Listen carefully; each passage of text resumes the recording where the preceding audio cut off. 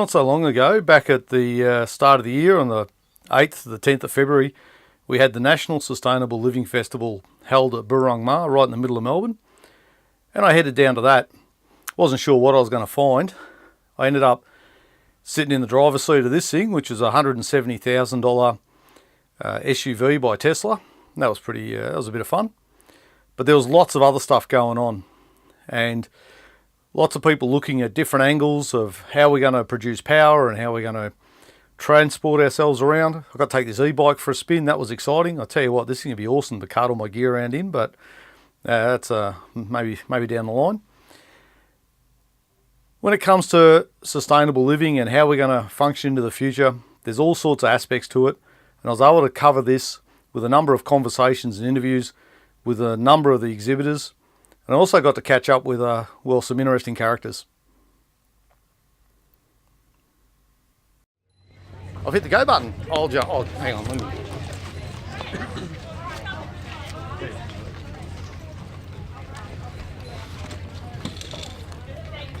Tell you what, it's hotter than the Weather Bureau said it was going to be today. It feels a bit hotter, doesn't it? They said 24. This is not 24. It feels more like, my 20s. Exactly. So I'm down here at the Sustainable Living Festival at Burrung Ma. I'm actually in Burrung Ma. I did an interview up there and they said we're at Burrung Ma and I said, no, you're still at Fed Square. And I've got Mark and Jason, there we go. I didn't even get your company name. Vic. Cano? So we're filming, mate. We're filming. Yeah. the perils of trying to do an on-camera interview that's right. in public. Yeah, that's it. Yeah, no worries. Very good. This is probably one of the weirdest things. It's a good photo. That's what are you trying to do? With someone trying to Show film. it back to the camera so it reflects back on itself. Are you Australian? I am, yes. You're getting interviewed now. Yeah, that's right. We've been trolled on camera. You got to turn around because Cheers, the front man. of your face is much prettier than the back, you know? Fine. Yeah. Fine for photo, fine. Do you want me to take a photo of you with these famous Australians? Famous Australians. There we go. All right, everybody. You'll get home. Thank you. None of this was scripted. There we go. Beautiful. He's gonna get home and go, who the hell was that? This message is brought to you from Yuri from Uzbekistan. Terrific. Oh, we're all in it again. There we go. That's it. Oh, we've got to wait for the countdown. Fantastic, mate. That's it. Thank you. Thank you very much. I am Iranian. Yeah. Iranian. Very good. Farsi, man. Farsi. Thank you. Cheers. Very happy for see you. No worries. Thank you.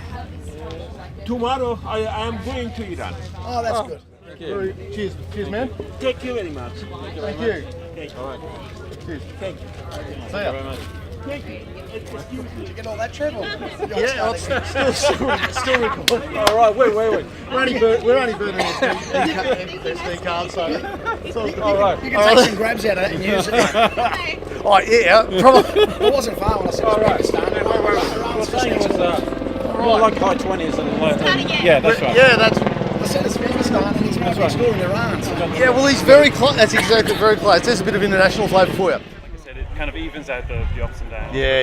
It's I think it gives you about 1.5 times up to 27 kilometers an hour. So you probably won't be doing that. I probably won't be doing 27 kilometres an hour through there. No, that'll be very cool. So just This is very. Let's do this. There we go.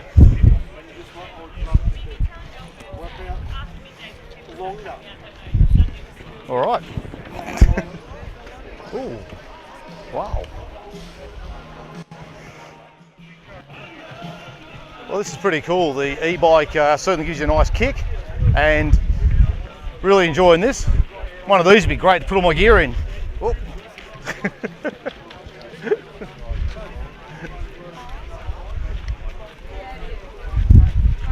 I'll go around again. Looks great. Cool. So I'll jump in here. Make sure that's Trevor or Trevor? either. Well, it's just Trev. Let's go with Trev then. I feel like it's more brand alignment is strong then. There we are. See, you're just marketing. Very good. That's just the way my brain works. He really is. Too long. Yeah, how long have you been the marketing guy? Anyway. For Oz Harvest, a couple of years. Yeah. All right. Or Victoria, anyway. So we're a nationwide organization, and each state has its own team. Yep. So I take care of our stuff in Victoria when it comes to like fundraising, marketing, PR, that kind of stuff. Cool. Nice to have the answer before I ask the question. So now I'm down at the Sustainable Living Festival down here at, well, it's right next to Fed Square. It's listed as Burrong Ma, but that doesn't start till you get down there.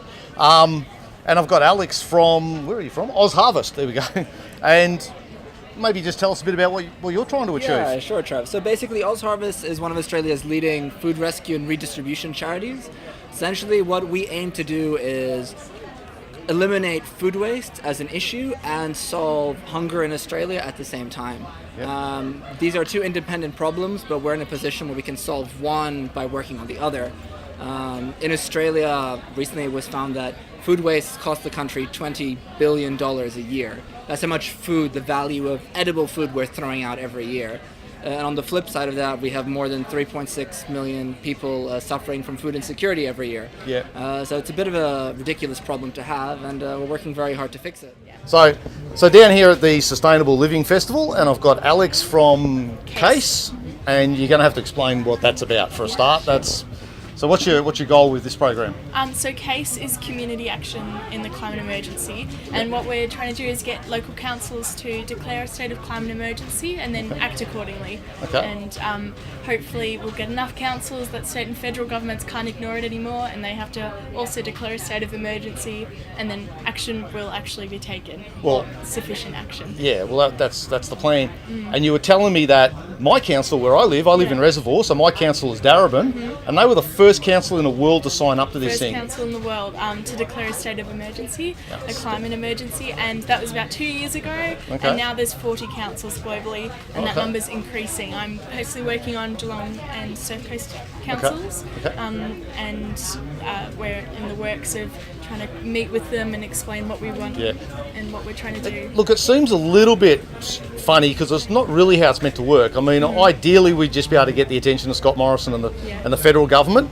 That's not going to happen. No. So obviously people have had to think outside the box, and I suppose working from the ground up. And I can see if you get enough councils involved, it would be pretty hard for the governments to ignore. So, absolutely. So this is a great program. I wish all the luck with that, because we need to get people accepting. I mean, the weather's just getting weirder. I mean, even today, like we were talking before, it was the Weather Bureau said it was going to be about 24. It's more than 24. Yes, yeah. So Adrian Whitehead and Bryony Edwards started CACE, and they've just done an amazing job. Their website has fantastic resources, and they explain not just what we're doing, but why we're doing it, and why we're doing it this way, not this way, and it's very supportive. It's really fantastic, and cool. Movements never start from the top; they come from the ground, the grassroots. Some of these technologies become impossible to live without because they replace what's been before. So, for instance, it's going to be harder and harder to find street signs in the future. It's harder and harder to find public phones. The technology displaces the previous technologies and forces us to use it. Now here's another example of sort of AI in action, which is Google's auto-reply, auto-text function. So, I want to know that my partner loves me. I want to know that she's thinking of me. And if our conversations become a series of button presses, what would you like to do today? Let's go out. That sounds nice. Thanks very much. I'm actually waiting for someone to do a YouTube video where they just connect two mobile phones and let them talk to each other on auto reply with no human being in the loop to see how that conversation goes. But you can see. Read my note from today. Okay, I found this note. Your note from today says, Alexa, tell me about my 3 p.m. appointment. That's all. Here is the next event. Today, at 3 p.m. there's OK Google, what is in my calendar at 4 p.m. Today, there's only one thing. It starts at 4 p.m. and the title is, Hey Siri, read my note from today. Your note from today says, Alexa, tell me about my 3 p.m. appointment. I rhyme a bit better than that, but I can't remember the words. But anyway, if you get on down to the cafe, you'll find out what I mean.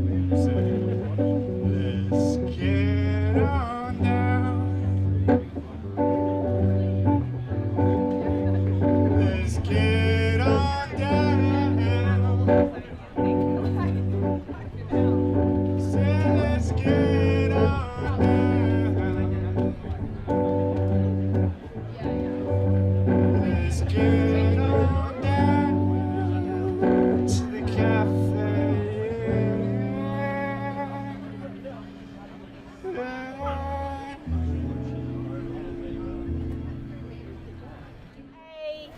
Hot air balloon, I think. Hot air balloon with wings. Two, check one. Very cool. One. So this is 3, and I'm just going to get you down. Oh yeah. It actually reminds me of a cape. A cape? Like like a military, like with the battalion thing. Oh, with the right. Shows your jetpack. Very cool. Explain what that's about again. So it's 100 years from now, climate change has made Earth unlivable and we need to invent vehicles to help people move to another place. We're using recycled materials to make vehicles. Including the stuff. Very nice. And we've got the flotation device here. Flotation device? Yes, and a propeller hat. The propeller hat. Let me have a look. Oh, where do you want me to go? You're So crushing the propeller hat. So Made I can just go like that wherever I want to go. Very cool. Well, you've got the first aid people right behind you. So Yeah. when you crash, so we'll get a shot in as well. Yeah. Very cool. That There is. are I love there are no flaws in our design. it. And we've still got the officious management person sitting down doing the paperwork. Yeah, I'm just started. She's I'm she's trying an to. engineer. Yeah. Oh, indeed. I'm an architect. She's an architect. That's what we need. Here we go. Very cool. She's developing her own form of transportation that she will create out of cardboard. Architect's basically engineering. So all the creatures, every single creature had a complaint. So they had a council of creatures, just as we gather here, each one of us representing a different creature. And we said, let's get Biami down and tell him about these issues. So down came the glowing star god into the cave on the mountain, as it is described. And Star God Biami listened to all of the creatures' complaints. The fish wanted to be able to swim. The birds wanted to be able to, the fish wanted to be able to fly and the birds wanted to be able to swim. Every creature, the platypus didn't like looking like a duck. Just every single one of these animals had a whinge. Was that the lizard didn't like its rough skin. So Biami listened to every creature. But along the way, we're keen for some questions as well. It doesn't have to be on the honey adulteration and knowing if it's real, but any bee or honey related questions. So if you do have questions, do let us know. If there's any incentive for any question that comes, I've got probably about a dozen bee-friendly seed packs for people if they want to go and plant in their gardens for more food for bees, which is always one of the main purposes of my drive, being a backyard gardener, which is where our love for bees came from. Okay, but how do you know if your honey is real? I suppose this is a hard question. So unless you've got all these testing equipment, you can't really do this. But from a practical point of view, there's a couple things that you can do. One of them is get a teaspoon of honey, put it in a glass with some warm water, not boiling water, just some warm water, and leave it for approximately half hour to an hour. If it has sugar in it, it should dissolve. If it's honey and proper honey, it may flatten out, but it should still stay together and it won't dissolve completely in the water at all.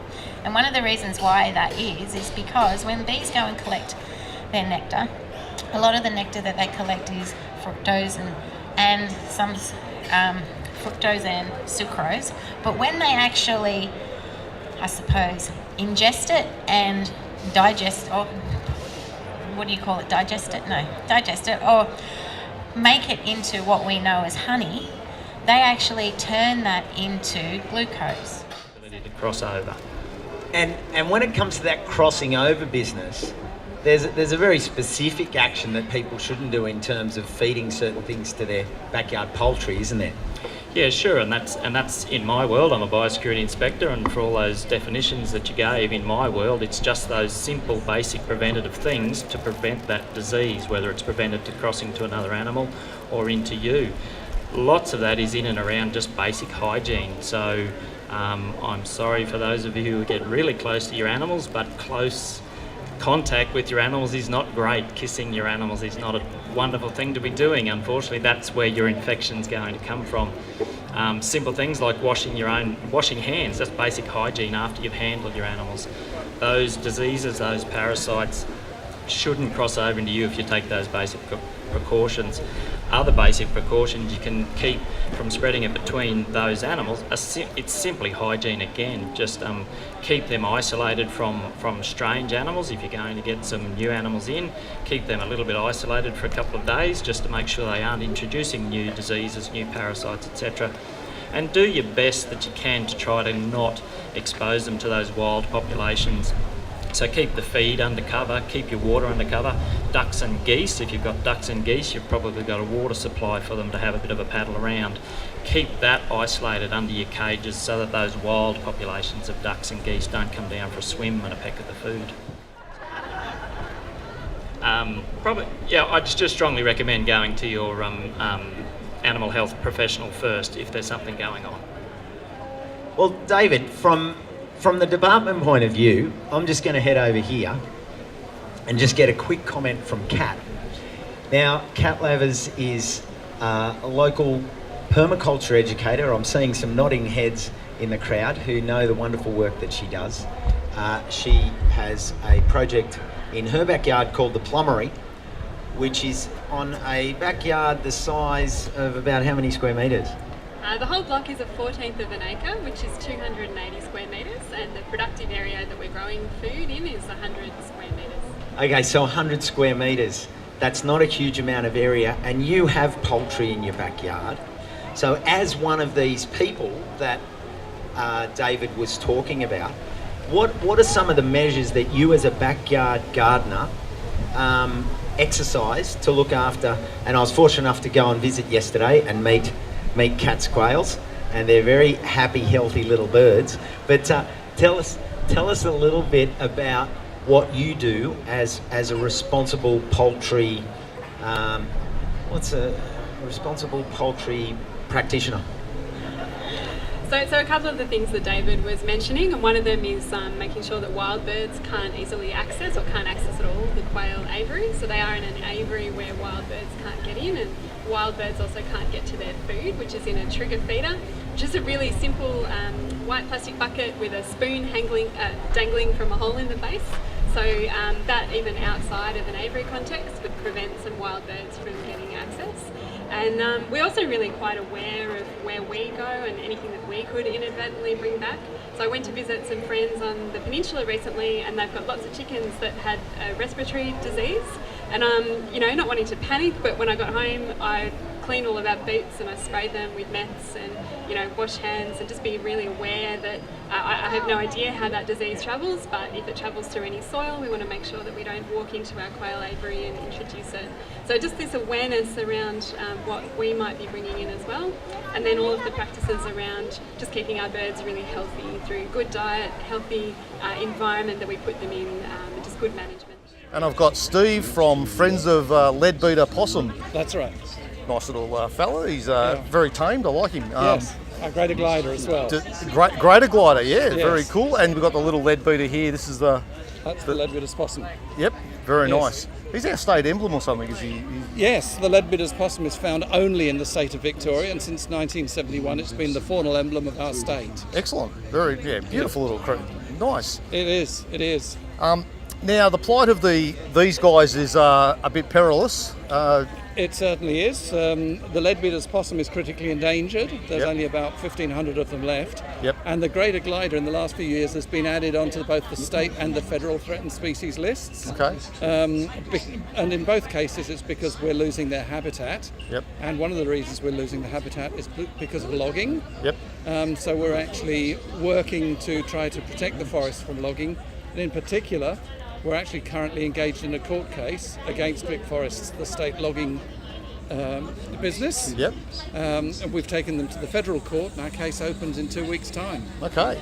That's the 25th of March. It kicks the off. 25th of February. 25th of February. It Yep. kicks off, and it runs till the 15th of March. Very good. Well, like I say, this episode probably won't get up for about 4 weeks' time. So about then is when I'll be able to catch up. It'll be interesting to have a chat and just see how you feel that's going. Exactly. But in terms of the festival here today, there's lots of really cool stuff here, and there is. This is the first time I've been down here. I haven't. Seriously? Yeah. I didn't even. I got an invite. I get invites to things all the time.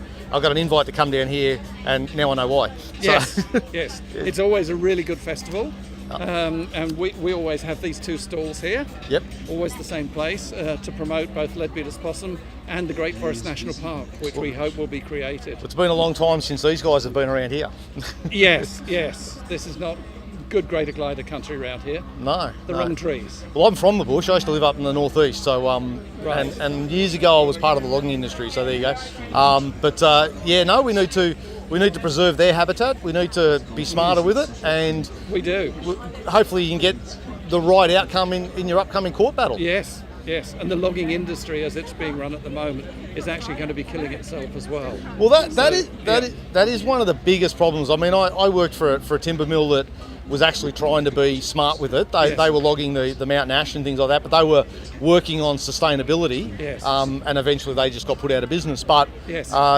I know that in places like Tasmania, where you've got logging industry as the regulatory authority, which isn't necessarily the best way to go, they're basically killing themselves. So exactly, they do need some regulation. And like I say, good luck with your upcoming court battle. I'll catch up. We will catch up, and interesting to see how you feel it's all going. Great, thank you. No worries. Good to meet you. Cheers. Thank you.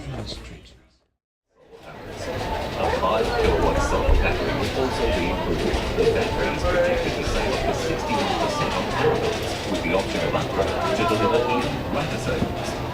The size of a cereal box. One box is the master manager of all. Here at the Sustainable Living Festival, and water treatment and collection of water and how we use it is also very important. And I've dropped into the Southeast Water and Villawood Properties presentation they've got here about water treatment, and I really would have liked to have gone out to one of their really cool treatment plants, but I can't because they don't exist yet.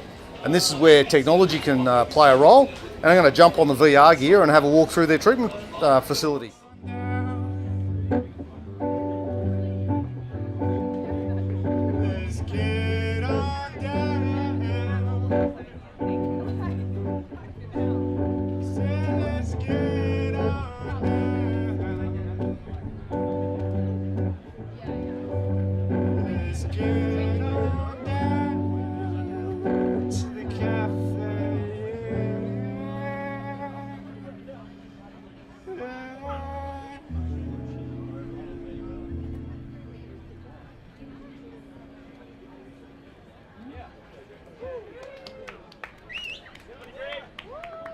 Thank you. Cheers. I'm going to play one last song. It's pretty melancholy, but I feel like it's appropriate. It's called... All right, so this is one of the new types of transport that people have been developing over the last few years, and I was lucky enough to take one of these for a test drive just before, and I've got Tace. Oh, geez, I've screwed up already. Tace, and where are you? Which company are you? You're E-stralian. You're beautiful. We do e-bike leasing and sales as well. We were one of the dealers for Riese Miller, which is the brand of the bike that you've just ridden. Awesome bit of kit. I was actually riding along. A lot easier to ride, like effort-wise, than I was expecting. It gives you a real kick. And I was thinking this thing would be awesome to cut all my gear around in, but that's a whole other conversation. We can have that conversation after this. But yeah, absolutely. I completely agree. Of course. Yeah, nice. And I mean, I suppose it also helps for people that aren't the super fit people who want to just get out, have a bit of a crack. They might be in a little bit of a hilly area. These things are perfect for it. E-bikes are just great for a lot of different transport needs, whether it's because you're not so fit, whether it's because you want to go very far, whether it's because it's hot, because it's hilly, because it's windy. Yep. All of those things just makes it so much easier, and Yep. it just makes what it does is it just makes the bike a much more preferred means of transport for many more trips, and that's what we find every day. People that get one, that's only when they realize that how much more they can actually use the bike now that they've got that little bit of assistance to build that. Okay, so we'll get to the big question. What sort of cost is for one of these bikes? So these ones are pretty high end. So you're looking at about $10,000 for a cargo bike like this, with the Bosch e-bike system, full suspension, everything kitted out, lights, back the whole thing. But yeah, so it's really a car replacement. That's also how Yeah, you should yeah. think about it. That's And for then sure. you park it anywhere for free. Yep. So Yeah, think yeah, about well, what you're saving in just in yeah. that. Well, in the as city- well as the stress of not having to move your car every couple of hours. and all I of don't those know things. how many meetings I go to, and we have people having to. I mean, it's been happening forever. We have people having to dive out during the meeting. Oh, we've got to go move our car. Got to go move our car. The thing is, they're not only diving out. Already 15 minutes before, they've tuned out of the meeting because they're looking at their watch. When do I need to actually go out? And so they lose half an hour between the time that they first start to think about it and when they're back. It was more like high 20s and low. Yeah, that's right. Yeah, that's. I said it's Uzbekistan and he's right next door in Iran. So Yeah, well, he's very close. That's exactly very close. There's a bit of international flavour for you. Right. All right, so down here at the Sustainable Living Festival, and I've got Alex. No, Mark. Mark. Alex was the last guy. Yeah. There you go. Mark and Jason. So I remember that time. And you guys are from? Veg Vic. Veg Vic. World And you- Vegan Day. World Vegan yeah. Day. And- Apparently you're the guy that started that. Yeah, correct. Back in 2003, we actually started World Vegan Day. It was me and two others, and I'm the only one that's been silly enough to continue all the way through. And we've got bigger and bigger. We started as a small picnic in the park with 100 people on a really rainy, cold, miserable November's day. Yep. And we've got 10th of November, I think. we started on the 1st of November, which is did I but say but 10th? this year it's going to be the 10th. Okay. Yeah. So this year it's the 10th of November 2019. That's when it'll be held at the showgrounds this year. Okay. Yeah, so we'll be the 10th this year, and we'll be showing a diversity of everything vegan all under the one roof. We've Okay. got the most amount of food stalls of every kind of cuisine you can possibly imagine. Yep. We have cosmetics, we have clothing, we have footwear like we have here. Like this is made from. Well, I was given the sales speech as I walked in, and these are made from the recycled tyres. Made from old motorbike tyres. Old motorbike It's, tyres. That's Michelle's company. Jump in, say hi. Moral Fibre. Moral Fibre, there we go. I just opened that on the Veg Vic stand today. I like the tread pattern. That looks like you get some K's out of that. Yeah, roadside guarantee. There's a special today. You buy the left foot, you get the right one free. Outstanding. You've practiced that before. Yeah. With World Vegan Day, the thing that helps it grow and makes it outstanding is it's wonderful if vegans come along, but it's not actually designed for vegans. It's designed to outreach. So anyone that comes, we had 30,000 people at the showgrounds this year, which is fantastic. Okay. If we had 1 million people and not one of them was even vegetarian, that's our job done. We like to show people what they wear, what they eat, their cosmetics, their food choices, their entertainment choices. We have fashion parades. It could all be done in a cruelty-free manner now. So anyone that's already vegan, please come along, but do us a favour, bring 10 non-vegans with you. We want to show that you don't have to change anything about your lifestyle to engage in a cruelty-free lifestyle, which is obviously better for the planet, better for the health, and clearly better for the animal. Yeah, and what we're all about is trying to make it as open to everyone. I mean, there are some events where you feel like, it should be by invitation only or members only, and ours is not like that. Ours is a complete outreach. It's free to get in. Yeah, Free totally, to get in, totally free. I mean, we encourage public transport. We've got trains that take you right to the event. But we have like a kids area, which is great for families. So we You accommodate were for that. talking earlier about you've also got an Indigenous section where they've got some specialised stuff in there. Well, we do, and unlike other people that just focus on, say, Indigenous food from a gathering point of view, like bush tomatoes and things like that, we actually talked about the Indigenous agriculture. I mean, very few people know that they were great agriculturists. In fact, some of the early explorers actually talked about how a lot of the Indigenous people had grains of wheat, like a wheat, but it was like a kangaroo grass that were longer than some of the wheat fields in England. And they reported that, and they actually would store them in silos and all this sort of thing. And a lot of that can grow in arid regions that need virtually no water. And today we're facing all of these drought problems in rural Australia, and yet if they were to grow something like that, they need virtually no water. Well, their culture goes back 60,000 years. Absolutely. They had to know what they were doing. And they're not nomadic like they try to tell you, because that minimises and mitigates them. So what we are about at World Vegan Day and Veg Vic is in fact educating people. Now Mark produced these two booklets. This one was in conjunction with Bruce Poon, who's the convener of the Animal Justice Party, who recently got a seat in Parliament. So they're making waves as well. And this is all on the dietary impacts of your, or the health impacts of your dietary choices. And this one is the environmental impact. And it's all peer-reviewed research, so we can't be sued. For example, something a lot of people didn't know is the world's strongest man, Patrick Baboumian, is on a completely plant-based diet, lifted over 500 kilograms over his head. There's stuff on B12, all the questions people ask, and here is all about your land degradation, air pollution, water pollution, and it's all free literature we hand out. So we run little stalls like this at the Sustainable Living Festival just to help outreach and educate people, so that when they actually make a decision about something, it's based on choice rather than indoctrination. So you give them all the information and they make a real choice. Yeah. What I respect is people like yourselves that just want to present the information and then let people walk away and make a decision. You're not going to get everybody to go the way you would like. No. But I've got no time for the companies that want to try that super hard sell, you know, and that's, you know, you want to treat people as adults, and that's what I try to do with my channel. If everybody walked past today and said to me, thank you, I'll consider that, I've done my job. Yeah, and that's been our approach as well, that we just provide information and we want to make people as welcome as possible. We don't make people fearful or guilty or any of those sort of things. We just want to say, well, here's the information. As you say, if most people are sensible adults, they'll then make the right decision themselves, and we leave it up to them. That almost made the table. Yeah, didn't it? Very nice. This is Mish. Do you want to just step in, Mish? We'll get, is it Michelle? Yeah, Michelle from Moral Fibre. We'll get Michelle in, and you can talk about your company and what you do. She started this so business. someone's going to have to hold their phone if she wants to keep going. So there you go, you can have a chat about I just got to check that you're in shot. Yeah, easy. Sorry. Move this way a little bit. There we go. So Michelle, you've got a company called Moral Fibre, and this is the flip-flops that are made from the recycled motorbike tyres? That sounds like a great idea. I do love the tread pattern. That is not bad. It is. How long have you been doing that sort of thing for? We've only been doing it for a few months. We actually launched in October, so Okay. it's quite brand new to Australia. Outstanding. Yeah. And Cool. you mentioned the old tread patterns. The old tread patterns used to have the real big, thick treads on there, but they've refined the process now. So Okay.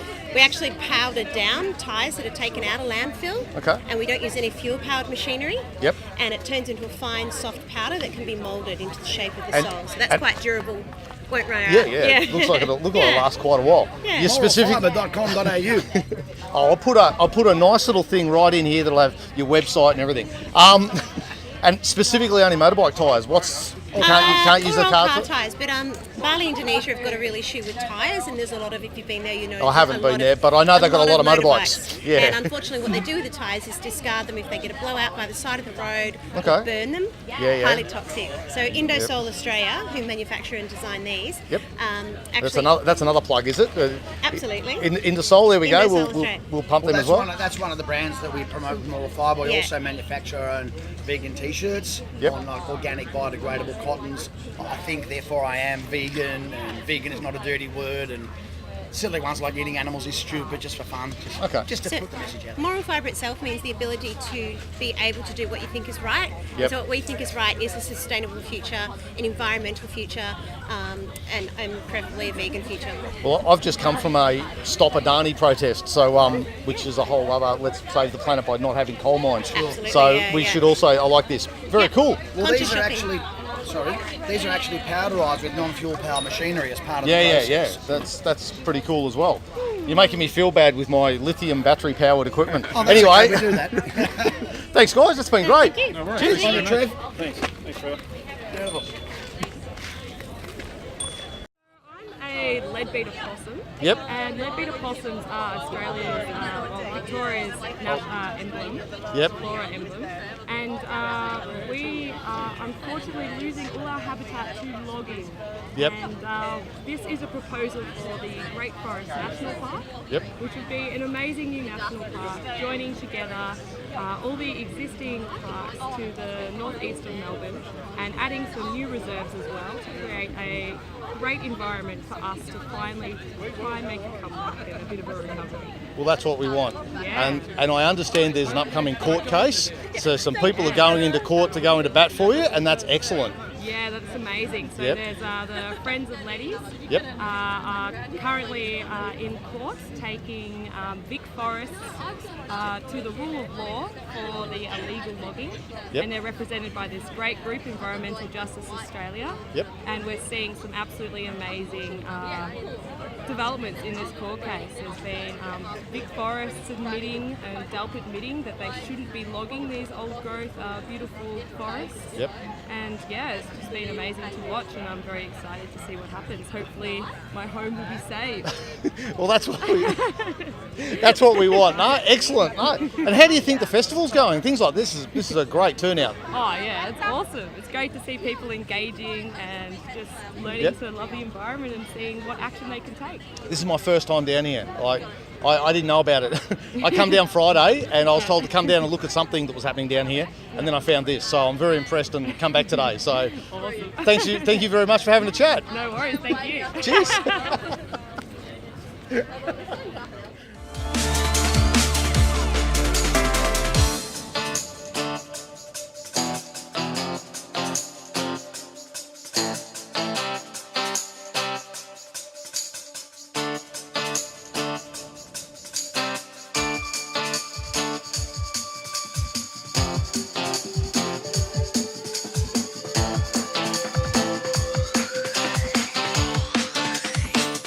So I'm sitting in the Tesla Model X, nice bit of motoring, 6 seats, SUV.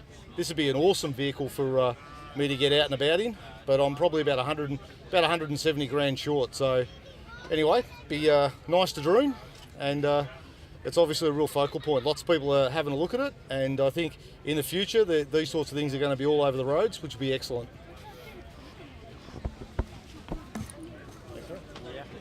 Done. So a couple of days later, I was lucky enough to be invited down to Tesla's Richmond office and take the Model X for a test spin. It was a bit of a wet and wild day the day I rocked up, and I thought it was an interesting combination of electricity and water. I have to tell you, this thing was unreal to drive. It drove like a big, expensive go-kart that drove like it was on rails. And if you'd like to sit in the driver's seat of one of these things, there's a electronic vehicle expo being run this weekend down at the International Karting Complex on Todd Road, right next to the off-ramp at the Westgate Bridge. And they're going to have cars, there'll be e-bikes there, there'll be a whole range of other stuff. It should be an absolutely cracking day. They're running a free shuttle bus from Southern Cross to the event and back all through the day. So there's really no excuses to not be able to get there. This episode's been a cracking one to put together, I must say, and I'm not sure it'll be next week. It might be in the upcoming couple of weeks. I'm going to bring you an episode. I went down to the Pride Festival down at St Kilda recently, and it was very interesting. I got to jump in on a media conference. I wasn't sure who was going to turn up. We had 7, 9, 3AW with their microphones set up. I got to set up my mic right next to them, and the next thing we had Daniel Andrews turn up.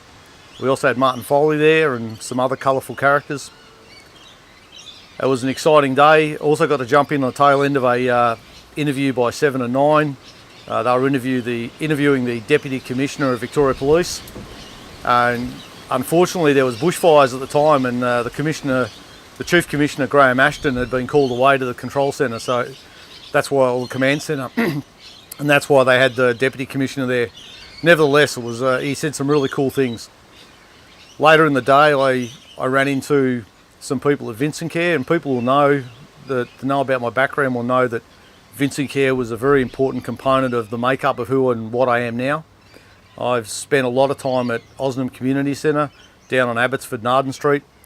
That's about to be on the move. They're about to move into the new $47 million redevelopment of Osnum House, and it'll be interesting to see how that comes together. So I think this is a wrap, and I look forward to seeing what comes up next week. If you haven't already, please subscribe, and yeah, thanks for watching. Cheers.